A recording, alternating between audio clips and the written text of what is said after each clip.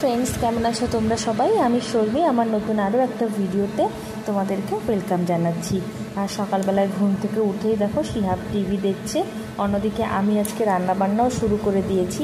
আজ অনেক দিন পরে আমার মায়ের মতো করে কাঁকরোল ভাজছি নারকেল দিয়ে, আর তার সাথে দেখো নারকেল থেকে নারকেলের দুধ বার করছি। অনেক দিন থেকে ইচ্ছা করছিল নারকেলের দুধ দিয়ে ডিমের মালাইকারি করব, কিন্তু প্রত্যেক দিন হাতে এত কম সময় থাকে, এত পরিপাটি করে রান্না করার সময়ই পাই না। আর আজ যেহেতু স্যাটারডে, আজ কিন্তু সারাদিনে আমার কোনো ক্লাস থাকে না, তো সেই জন্যেই ভাবছি আজকে যখন একটু সময় পেয়েছি, আমার মা যেরকমভাবে অল্প কিছু বেগুন দিয়ে ডিম দিয়ে আর নারকেলের দুধ দিয়ে ডিমের মালাইকারি করে, সেরকমভাবেই আজকে মালাইকারিটা বানাবো। আর অন্যদিকে দেখো শিহুর বাবা শিহাবকে নিয়ে বেরোচ্ছে একটু বাজারের দিকে। প্রথমে যাবে ওর একটু হেয়ার কাট করতে। আর সবথেকে মজার বিষয় হলো আজকে লাইফে প্রথমবার শিহাব কিন্তু কোনো সেলুনে হেয়ার কাট করতে যাচ্ছে।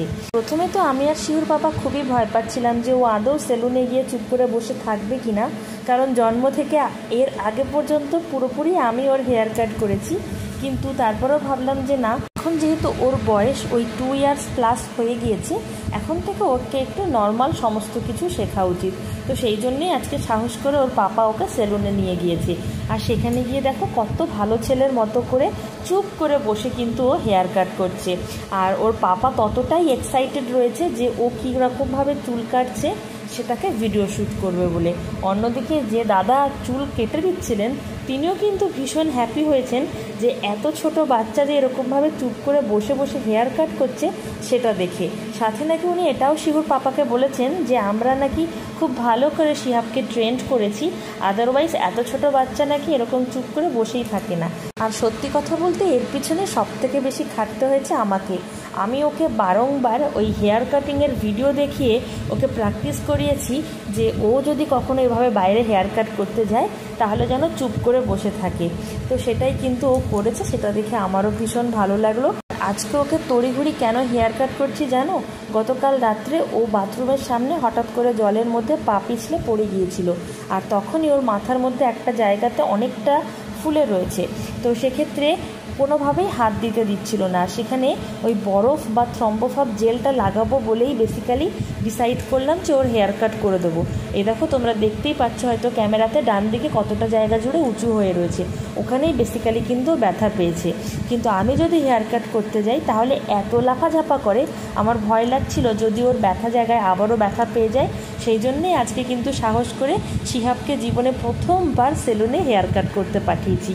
যতক্ষণ শিহুর পাপা শিহাবকে নিয়ে বাইরে ছিল ততক্ষণে কিন্তু আমি ঘরে রান্না বান্না, ঘর ঝাড় দেওয়া, মোছা সমস্ত কাজ কমপ্লিট করে ফেলেছি।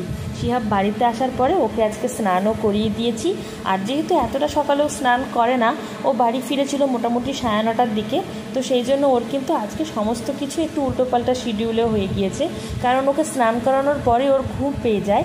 আর আমি বেসিক্যালি স্নান করানোর পরে ওকে দুপুরবেলার লাঞ্চটা করিয়ে তারপরে ফিট করিয়ে ঘুম পাড়াই, কিন্তু আজকে সমস্ত কিছু উল্টোপাল্টা হয়ে গিয়েছে। যেহেতু হেয়ার কাট করে বাড়ি ফেরার পরে ওর সারা গায়ে চুল লেগেছিল, সেই জন্যেই তো আমি ওকে স্নান করিয়ে দিয়েছি। আর যদিও ও স্নান করার পরে ওর পাপা যখন আজকে কলেজে বেরিয়েছে, তখন যখন ও নিজে ভাত খাচ্ছিল সেই টাইমে শিহুর পাপা কিন্তু শিহাবকে অল্প একটু ভাত খাইয়ে দিয়েছিল। সেই জন্যেই আমার অতটা টেনশান নেই আজকে দুপুরের লাঞ্চটা করবে কি করবে না সেটা নিয়ে একটু টেনশন করছি বটে, কিন্তু এখন যেহেতু ওর পেটটা ভরে আছে সেজন্য আমি ভাবলাম যদিও 1-8 ঘন্টা ঘুমায় তো ঘুমাক। তো দেখো ও চুপচাপ শুয়ে শুয়ে টিভি দেখতে দেখতে একটা টাইমে কিন্তু ঘুমিয়েই পড়েছে। মাঝখানে একবার আমার কাছে ফিট করতে চাইছিল। আর শিহু যদি ঘুমানোর আগে ব্রেস্ট ফিট করে ঘুমায় তাহলে অনেকটা লম্বা টাইম ধরে ঘুমায়। সেক্ষেত্রে আমি ভাবছিলাম দুপুরে লাঞ্চের টাইমটা পেরিয়ে যাবে, সেই জন্য আমি আর ওকে কিন্তু ফিট করাইনি। তো দেখো বেসিক্যালি ওই 1:30টার দিকে কিন্তু ঘুম থেকে উঠে পড়েছে। তখন অলরেডি ওর পাপা কলেজ থেকে ফিরেও এসেছে, কারণ আজকে তো স্যাটারডে। আর ভাবলাম যখন ওর পাপা ফিরেই এসেছে, তিনজনে না হয়তো একসাথে বসেই দুপুরের লাঞ্চটা করব। কিন্তু ছোট্ট মানুষ, তার ঘুমটা ভাঙানোর জন্য বেশ কিছু কসরত করতে হচ্ছে। তো প্রথমেই ওর একটা খেলনা ওকে হাতে দিয়েছি, তো সেটা নিয়ে আমাকে কিছু রাইমস বলে বলে শোনাচ্ছিল। যে সমস্ত রাইমসে ঘোড়া রয়েছে সেই জাতীয় রাইমস আমাকে বলে বলে শোনাচ্ছিল। তারপরে হঠাৎ ওর কী মনে হলো জানি না, ওই ঘোড়াটার চোখটার সাথে ওর নিজের চোখ মেলাচ্ছে, নাকের সাথে নিজের নাক মেলাচ্ছে, ঠোঁটের সাথে নিজের ঠোঁট মেলাচ্ছে। এরকম করতে করতে যখন ওর খেয়াল পড়লো যে ঘোড়াটার লেজ আছে, ওর কেন লেজ নেই, সেইটা যখন দেখতে পেয়েছে ও কিন্তু আমাকে জিজ্ঞেস করছে যে আমার লেজ নেই কেন। তো চলো তোমাদেরকে সেই পার্টটাও দেখাচ্ছি। এই টাইমটা তো বুঝতেই পারছো, ওই ঘোড়ার কান নিজের কান, ঘোড়ার নাক নিজের নাক, ঘোড়ার মুখ নিজের মুখ এরকম করছে। আর এই দেখো, এই হচ্ছে সেই মোমেন্ট যখন ও ঘোড়ার লেজটা আমাকে দেখাচ্ছে, কিন্তু এই দেখো আমাকে জিজ্ঞাসা করছে যে ওরটা নেই কেন, মানে এই দেখো চোখটা এরকম করে আমাকে বলছে যে আমার নেই।